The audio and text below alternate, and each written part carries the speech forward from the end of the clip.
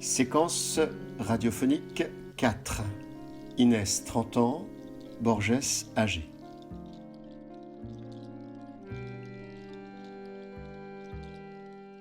Pendant toute une journée d'automne, journée fuligineuse, sombre et muette, où les nuages pesaient lourds et bas dans le ciel, j'avais traversé seul et à cheval une étendue de pays singulièrement lugubre. Et enfin, comme les ombres du soir approchaient, je me trouvais en vue de la mélancolique maison Huchère. Je lis assez fort ? Mademoiselle, je suis aveugle, pas sourd. C'est le ton de ma voix qui vous... Mais non, rien de tout ça, voyons. Votre voix est parfaite.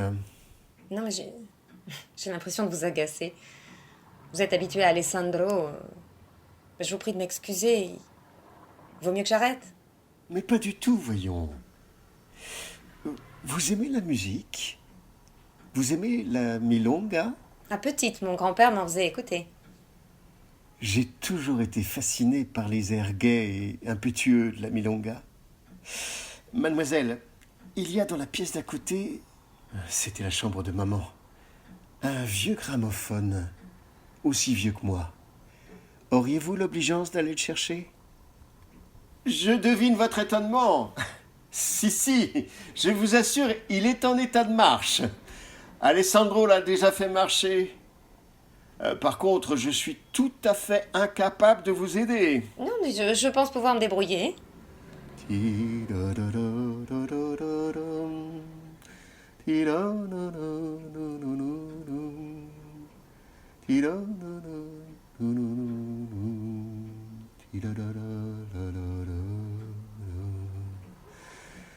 Un journaliste avait écrit, mais il y a longtemps, que le génie des lettres raconte sa milonga, Jacinto Chiclana, et Nelly Omar la chante avec son style si particulier. Mais vous êtes un génie des lettres. Ma mère vous admire. Il n'y a que les vieux qui me lisent. Et encore, mes contes métaphysiques plaisent aux esthètes. Les autres, mes labyrinthes, mes miroirs, mes tigres, mes poésies anglaises. Tout cela sans le renfermer. Vous ne trouvez pas? Mais pas du tout. Vous connaissez Nelly Omar? Une chanteuse à la voix profonde, souple, suave, parfois caverneuse. Elle me faisait peur. Elle avait tendance à se parfumer outre mesure. Borges, je ne sais pas où elle a prise. Derrière la petite table, vous avez trouvé? Ah, Victoire. Le gramophone est branché. Je suis très fière de moi. Les disques... Dans la chambre de votre maman? Oui. Vous aimez danser? Oui, mais... Ah, pas assez vieillerie. Mais mon grand-père était un très bon danseur de tango. Du reste, c'est comme ça qu'il a rencontré Son épouse. sa maîtresse. Et c'est la pente fatale où mène le tango. C'est pourquoi je préfère la milonga. Un air plus vif, plus joyeux, moins sombre, moins ténébreux, beaucoup moins sensuel. On s'est moqué de moi quand je me suis pris de passion pour la milonga. Votre grand-père aurait dû m'écouter. Bon, ma grand-mère lui a pardonné, mais interdiction de danser à nouveau le tango. J'ai toujours été un piètre danseur. Il faut dire que la milonga est une danse qui exige une grande précision des gestes. Ma vue, même à 20 ans, n'était pas des meilleures. Je me suis contenté d'observer.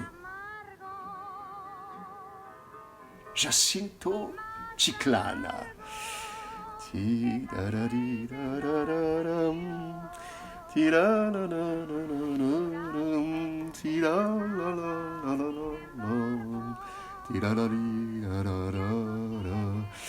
Pouvez-vous m'aider à retrouver mon fauteuil?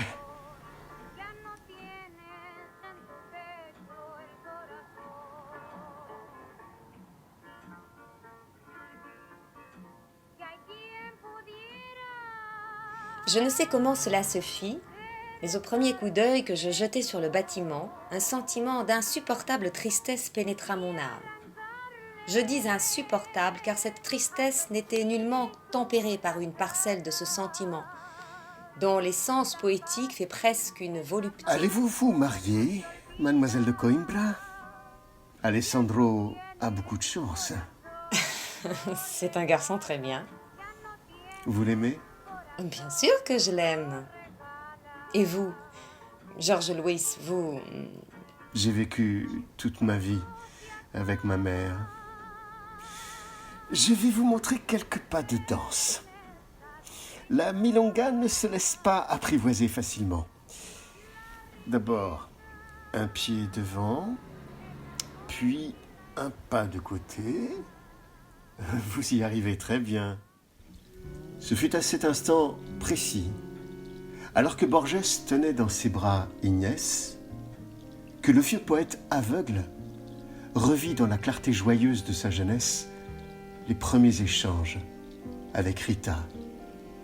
Comme si par la magie d'une milonga, le temps avait été aboli et que la succession des jours et des nuits n'avait été en réalité qu'une fiction de plus dans la vie de Borges. Vous, à New York. Et pourquoi pas? J'aurais cru que... Oh, ce sont des rumeurs. J'aime les États-Unis. Enfin, je préfère la vieille Angleterre. Mais c'est vous qui avez toujours rêvé d'aller à New York. Georges... Et puis, il faudra inviter tous mes amis, ceux de Prisma. Ils vont être très étonnés. Et surtout, Victoria Ocampo. Moi, l'éternel vieux garçon, je finis par me ranger, comme ils disent. Georges, je suis tellement heureuse d'aller à New York avec vous.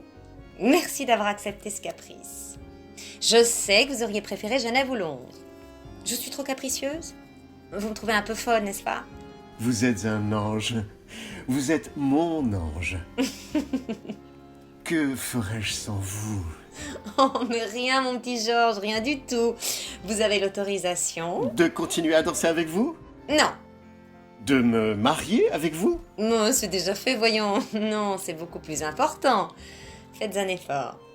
Vous avez l'autorisation d'embrasser Monsieur le poète. Et je ne vous refuserai jamais cette autorisation. Nous irons visiter l'Empire State Building.